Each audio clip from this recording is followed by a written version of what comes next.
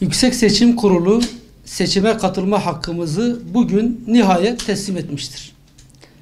Bilindiği üzere 18 Nisan'da erken seçim kararı alınmış.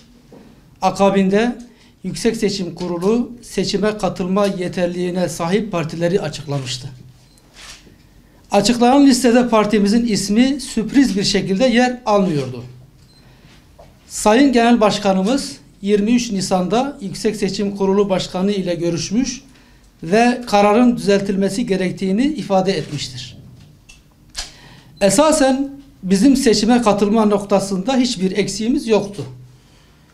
Bu görüşmede bazı ilçe kongre evraklarımızın Yargıtay Cumhuriyet Başsavcılığına zamanında gönderilmemiş olması nedeniyle böyle bir karar alındığı Sayın Genel Başkanımıza Yüksek Seçim Kurulu Başkanı tarafından ifade edilmişti. Bu süreçte devletin hantal işleyişi nedeniyle haksız bir muamele ile karşı karşıya kaldık.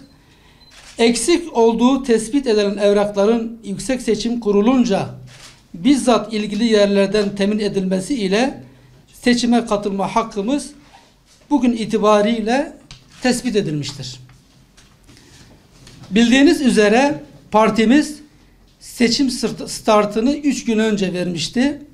Zira seçime katılma yeterliliği konusunda bir şüphemiz yoktu. Önümüzdeki süreçte milletvekili aday listelerinin oluşturulması var.